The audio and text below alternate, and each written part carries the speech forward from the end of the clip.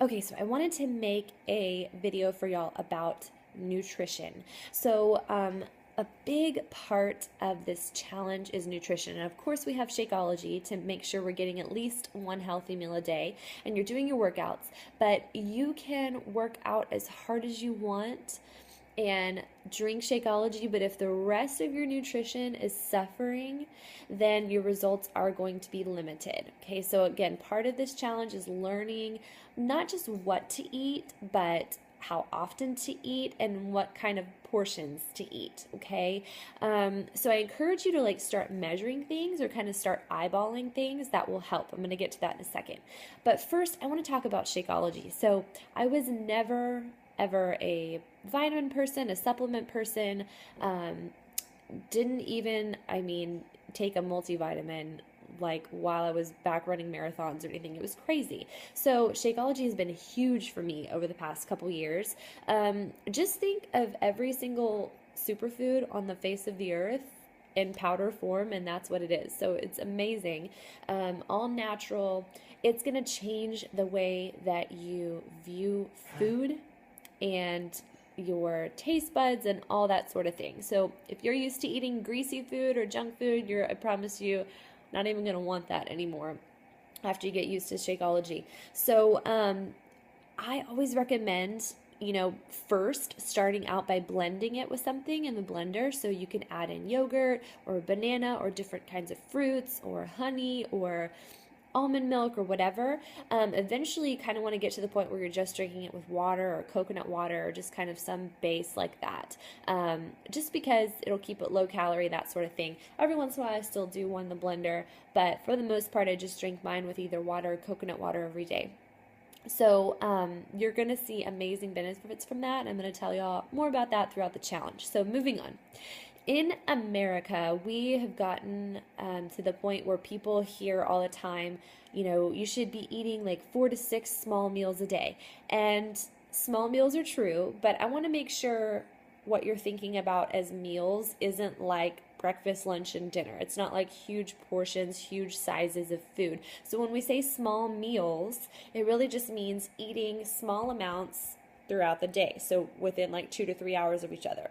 So your goal is really going to be to consume most of your calories, so 60% of your calories before 3 p.m. each day. Okay, so in other words, no big dinners at night. And to wake up in the morning to where you're hungry. So your metabolism, in other words, wakes up with you in the morning. Okay, we're training that metabolism how to work for you. Okay, your workouts are of course going to help with that, but the way you eat and the timing of how you eat is also going to help. So what are some ideas for snacks and small meals and that sort of thing? I love Laura bars. Laura bars are Kind bars. I think there's a new one called Mojo bars, but you can find them in the health food section, and they're $1 a bar, but they have 5 to 7 ingredients in them. It's awesome. So most of them are based out of the base is dates, and they add in almonds or cashews and different fruits or whatever the flavor is. There's anything from a cherry flavor to a blueberry flavor to a chocolate chip flavor. They're good, okay? But the great thing about them is they're gonna fill you up. And then Kind bars are great too. They have more kind of a trail mix sort of deal going on. Another example, of course, is gonna be fruits and veggies, duh. And then things like PB2, you can put that on a banana. PB2 is a powdered form of peanut butter. It's got 45 calories per serving instead of 200 like regular peanut butter or almond butter.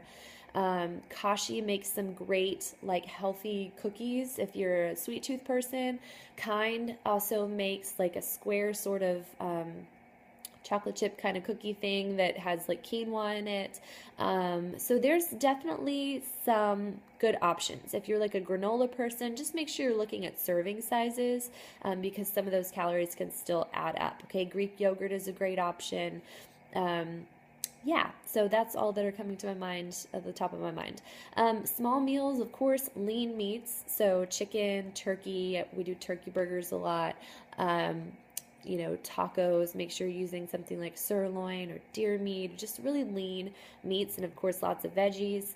If you do something that's more like a pasta or a casserole, just make sure you're having a small portion of it, especially if it's covered in cheese or something.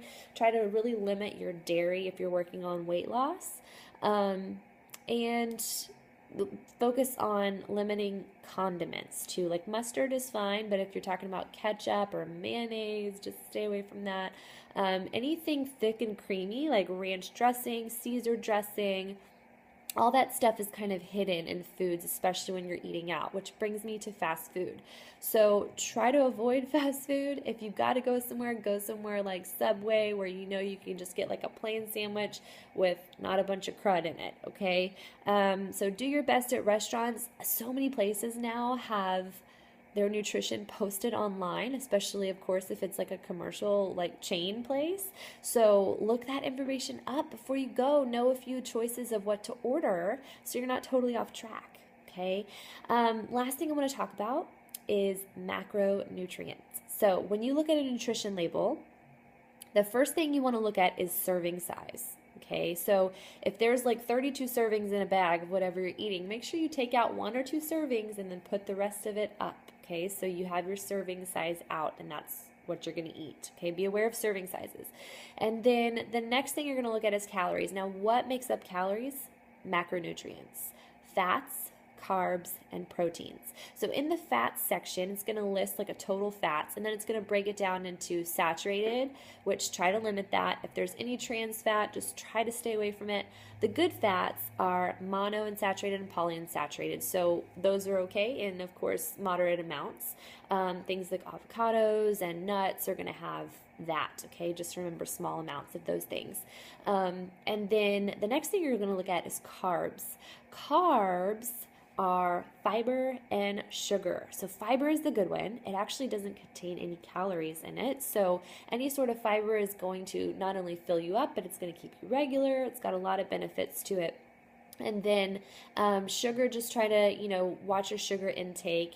Example, something like Skittles or Twizzlers or, a sugary candy that doesn't have any fat in it is loaded with sugar. And obviously that stuff isn't great for you. So, watch the sugar content. And then the last thing is protein. Okay, protein is just going to be off by itself at the bottom. So again, if you're working on weight loss, you want to up the protein because that's going to be the last thing that your body uses as fuel. Your body is always going to burn through carbs first, then fats, and then proteins. Okay, so just make sure that your proteins are the ones feeding your muscles, so bump that up. You of course still need carbs, just make sure you're getting in the good carbs, so like wheat, whole grains. Carbs are also in fruits and vegetables, so you can get them all there too. If you have any questions about what I've gone over, please post questions below, and I can't wait to get started with y'all.